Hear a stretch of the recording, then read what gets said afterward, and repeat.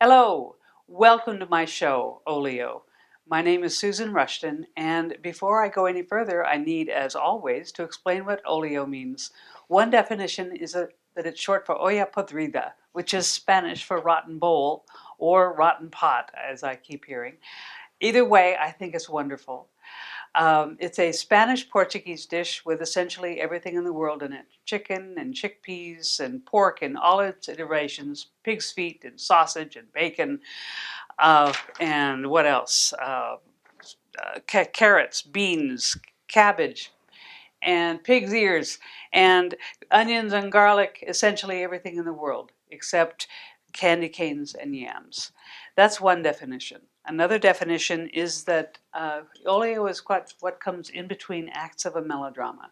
So you might have somebody juggling, you might have somebody doing a skit, you might have somebody singing, and none of it has anything to do with the rest of the melodrama, and none of it has anything to do with the rest of anything in the olio. So in other words, it's apples, oranges, and a monkey wrench. So welcome to my monkey wrench.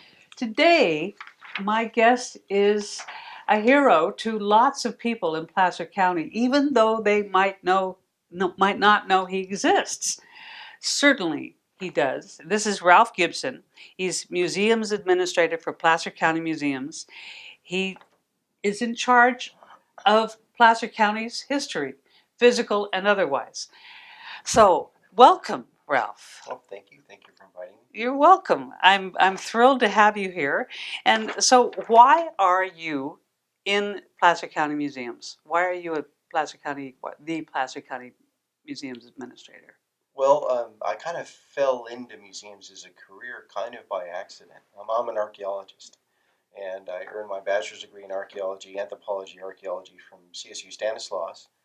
And I was looking for a graduate program where they were active, doing a lot of digging. And so I was looking around in the Southwest. I was looking at Arizona and Arizona State, and then New Mexico State caught my eye. And they had just hired 3 new archaeological professors. They were all eager and young and out in the field, and I thought that's where I want to go. Mm-hmm. So I applied, I was accepted, and my first day on campus, I was looking for a part-time job. There was a flyer that someone posted up near the library that said the University Museum was looking for a part-time student employee. They wanted an assistant curator, preferably with archaeological experience. And I thought, wow, that's me. So I applied, I interviewed, I got the job, and I kind of fell into that career. And it just so happened that the curator of the museum, she was running the museum studies program at the University of Denver, but moved to Las Cruces, New Mexico for health reasons. So New Mexico New Mexico State didn't have its own museum studies program, so she kind of created her own kind of ad hoc with all these classes she assigned. And I fell into it, and so that became a concentration along with prehistoric archaeology. Wow. Okay. And how did you get to Auburn? Well, Placer County. I'm a California boy. I was born and raised in California, and I went to New Mexico. I was there for several years, and my first job after I graduated was as a curator of a house museum in Texas. The Kell House Museum in Wichita Falls, Texas. And so I moved there and was there for about 3 years, and I kind of got a hankering to come back home. So I kept checking job postings, and curator of education position opened up in Placer County. And I applied for it. And Curator of education. Mm-hmm. To run all the education programs and coordinate school tours. In the museums. Mm-hmm. Okay. And I got the job and worked my way up from curator of education to program manager and now museums administrator. Okay. Is this, and do you, I can imagine that when people think about archaeology, they think about digging, right, and ancient artifacts, thousands of years old. Right. Not newspapers, for example, not old blue glass, but instead, I guess what you're working with warms your archaeologist's heart. Yeah, because archaeology is just a study of people throughout time. Okay. There's really no capstone on when do archaeologists dig in there and when do historians dig in there. There's historic archaeology, and I've gone on some historical archaeological digs where we looked at mining camps and some Where? logging Where camps were in the mining camps? Stanislaus Okay. National Forest Okay. when I was earning my bachelor's degree in archaeology. Okay. So yeah, it's varied. I mean, an archaeologist today, there's archaeologists right now studying. They're looking through trash, looking through modern garbage, to study different processes, and if you can tell something from our culture just from looking at our garbage, because what archaeologists have Yeah. learned is in looking at how we do things today, you can apply that to some of the things you're finding in the archaeological record long ago, and so we can make comparisons and learn new things. Okay. I'm going to ask you a question I hate to be asked myself. Okay. What's your favorite part of being an archaeologist? I hate that question. Yeah. Okay, what's one of your favorite parts? I would say just the discovery. When you are excavating and you're carefully removing the soil, usually with a brush, a trowel when you're getting to some of the harder bits, but then you're really just using a brush to kind of like a get down toothbrush, there, and or you start to see something come out of the matrix. That's not just hard, clumps of dirt. That this is something. There's an artifact there. That's thrilling, even if it's just a stone tool or historical archaeology. If it's a rusted piece of metal, it's to me it's that pitter patter. That's the part that always gets me. Yeah.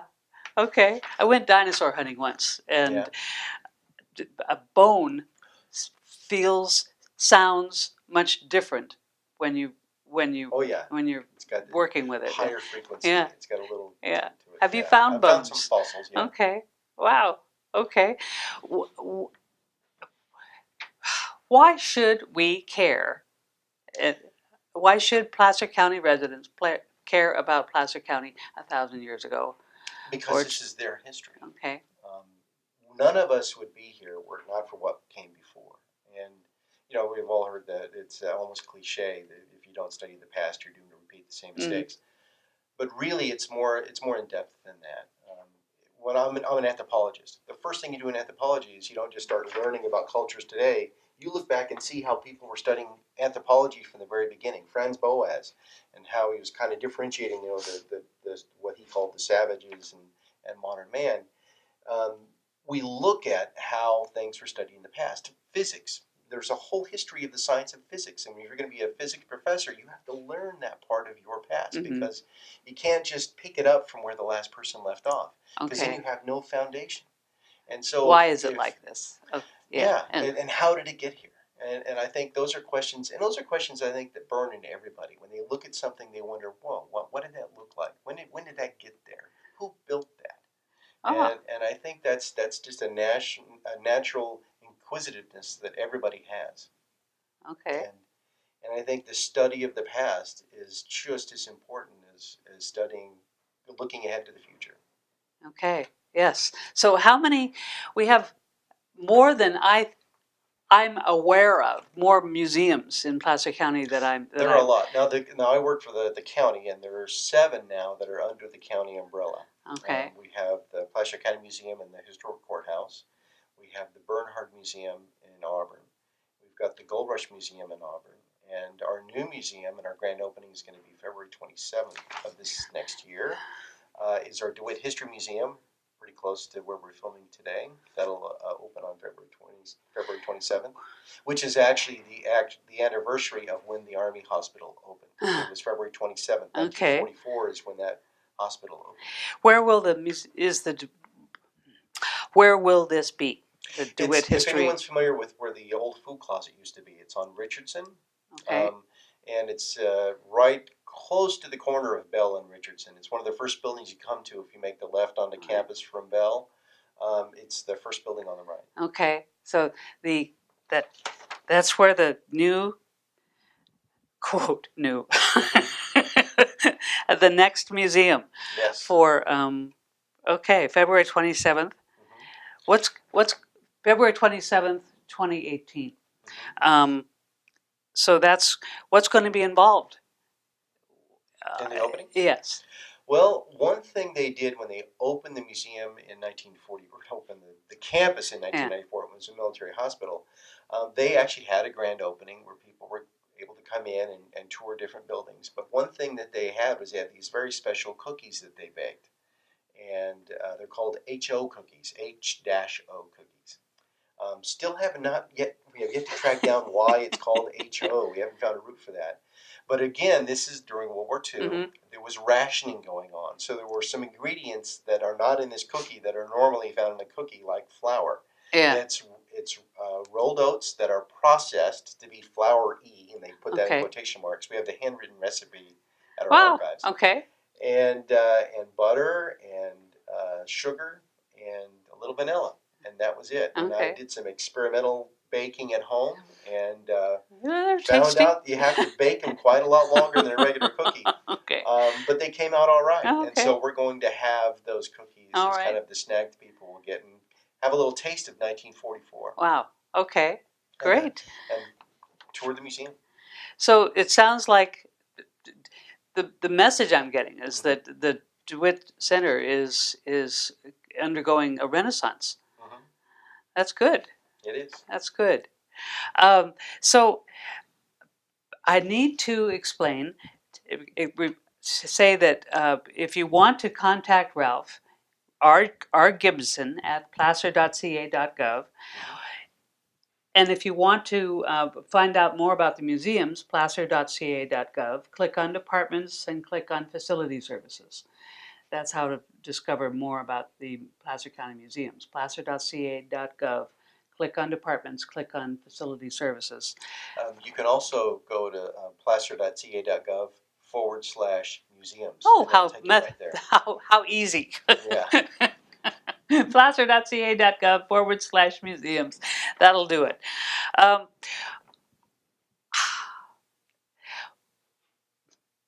What if there are people,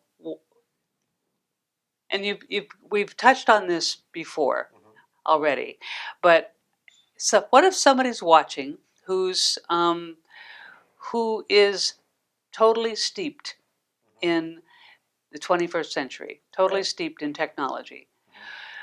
Give them a reason to pay attention to the past.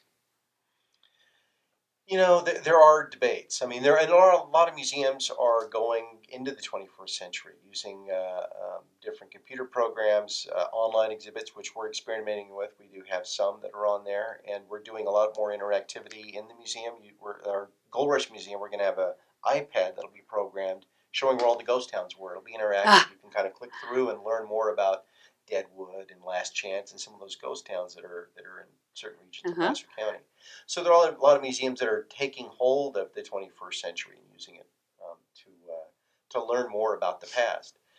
But something else too is and this is what enthralled me about museums. I'm sorry.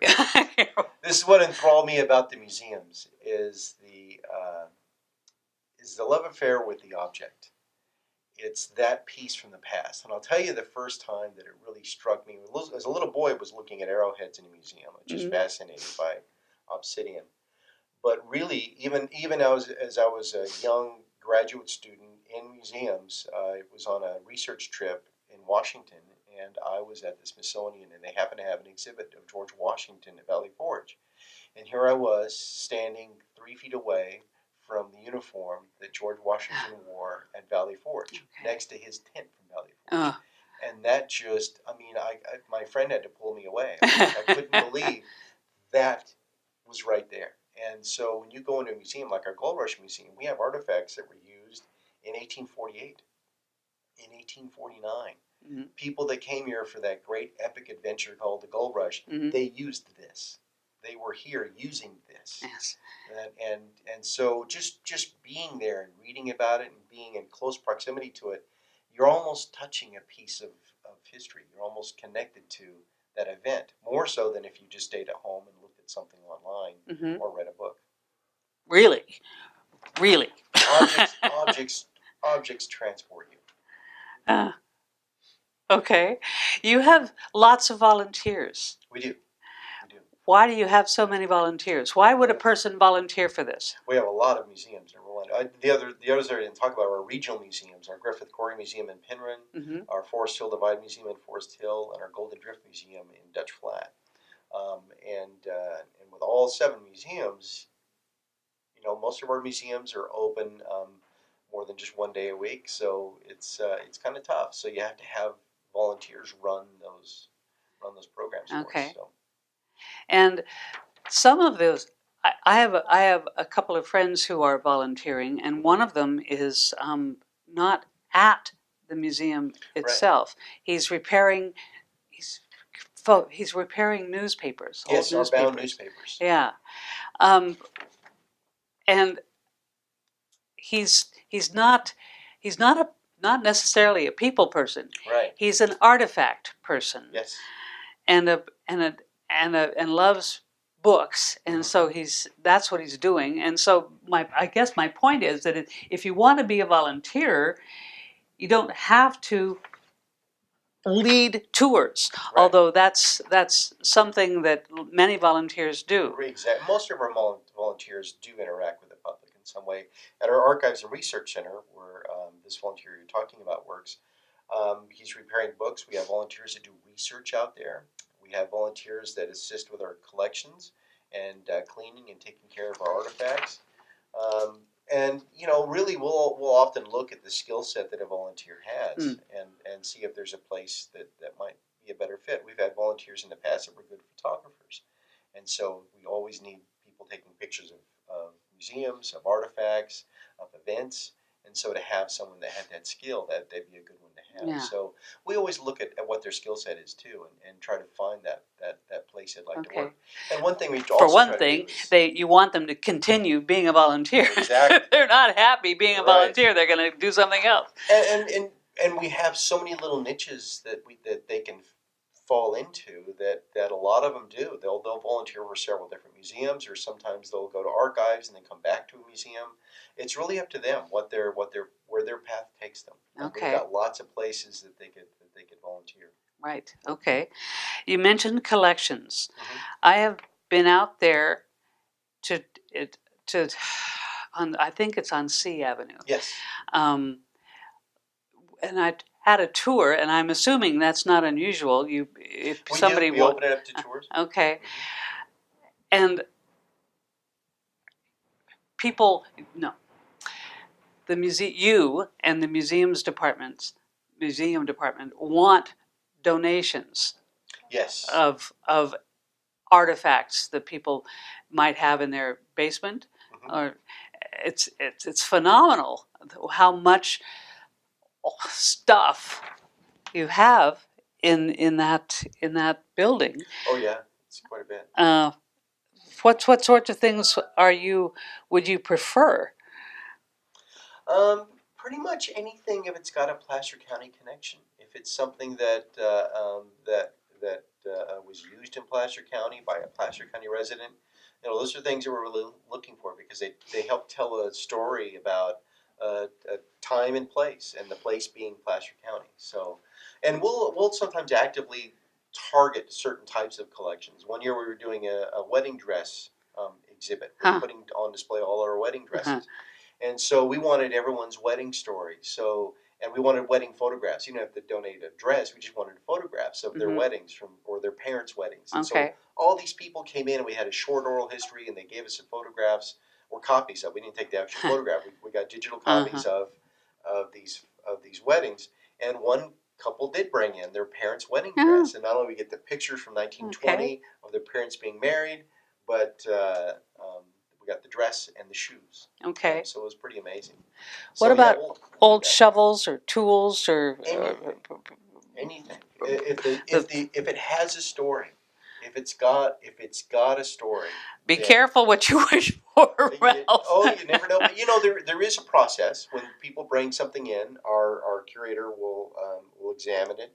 She'll question the donor about it, make sure that they really own it, that there's clear title, and get as much information about that artifact as we can.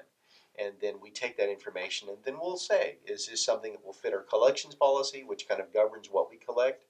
And if it's something interesting that we can take care of going forward, and if the answer to all those is yes, then we'll accept the artifact. If it's not, if it's something that has no Placer County tie, there's other things we can do. We can accept it as a prop that we might use for display purposes, but it won't be accessioned into the collection. Or we give it back. Okay. Let's talk about school tours. Okay. Are there?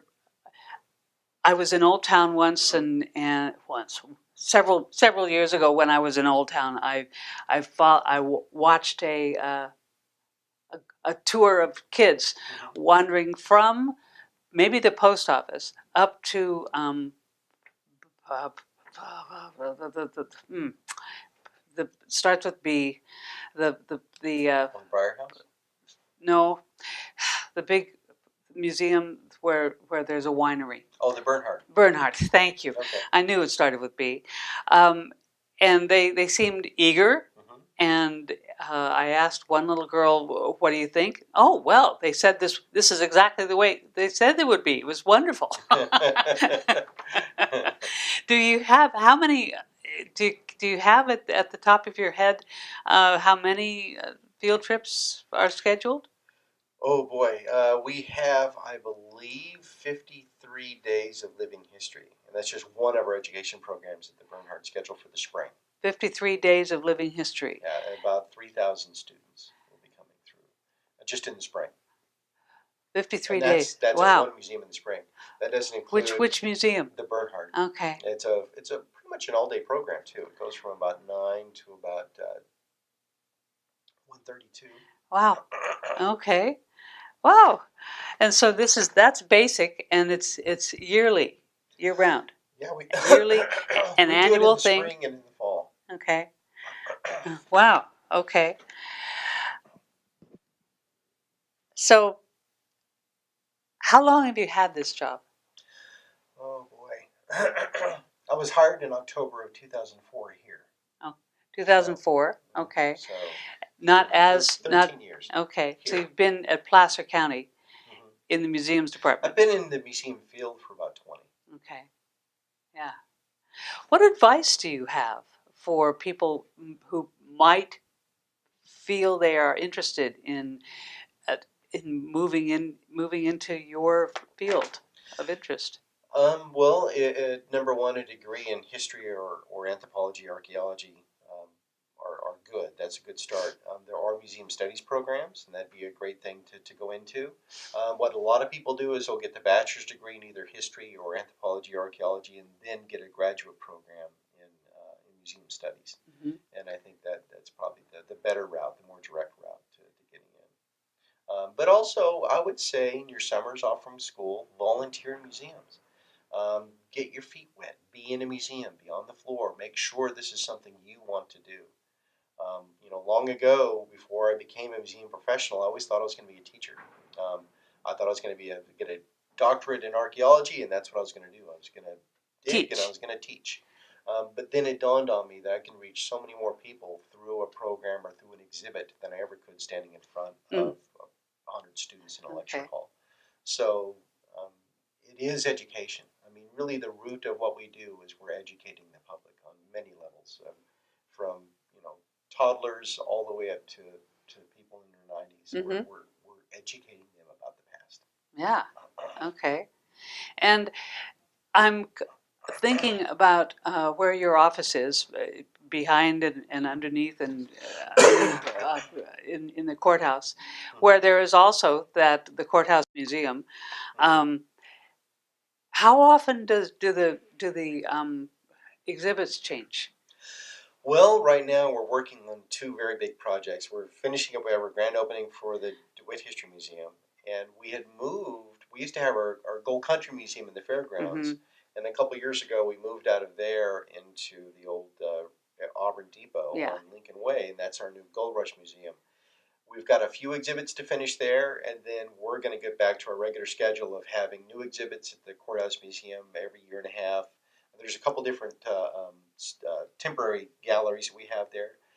We use the Treasury for exhibits, so we'll go back to like every year there'll be something new. The Treasury, what do you mean? That's where it's the old Treasurer's office, and when you go into the courthouse, it's the first room to your right. Okay. And it's where the gold collection is stored. Okay. Where do you? And I'm assuming that you in the collections in on C Avenue. That's where the bulk of our stuff revolving. Okay. Yeah, Okay. most museums really only have on display about 10% or less of what they have. And the reason for that is anytime you put something on display, you are exposing it to light Mm. and a different environment. And that's what kind of shortens the lifespan of an object. Okay. And so we try to keep things in dark in an acid-free environment, maintain temperature and humidity as much as we can. Um, about mid-level humidity, about 40%. Temperature you want really in the 60s. 66 would be optimal. Okay. Really, we mostly 68. So Okay. I had a question. Um, oh, that went away. Um, the what is the difference between anthropology and archaeology? well, archaeology is a subdiscipline of anthropology. It's really Okay. part of anthropology. Anthropology, there are three different subdisciplines, actually four now with linguistics. There's cultural anthropology, there's physical anthropology, archaeology, and linguistics. That's another kind of field that's kind of crept up in Linguistics. where they study the Be evolution still of my heart. language. Yeah, and they actually, a lot of them are using language to kind of study migration movements of people in Africa and of course the Native Americans here, even people in Europe. They're looking at language to kind of find connections between groups. Okay. Good. Now, I think you guys have a newsletter. Yes, the Placer newsletter. Placer Music. How would one get a hold of that or find that? Well, anyone who is a member of any of the historical societies in the county, be it Rockland Historical Society, North Lake Tahoe Historical Society, or Placer County Historical Society, should already be getting it in some form, either mailed out or most of them go out electronically now. But it is available on the front page of our website all the time. You can always click on it, and you can read any past issue of the Placer on our website. All right. So and that's updated. It's a bi-monthly, so Bi-monthly. it comes out every month. Okay. And so the next one will come out in January. All right. With lots and lots and lots of information about the February 27th event. Wonderful.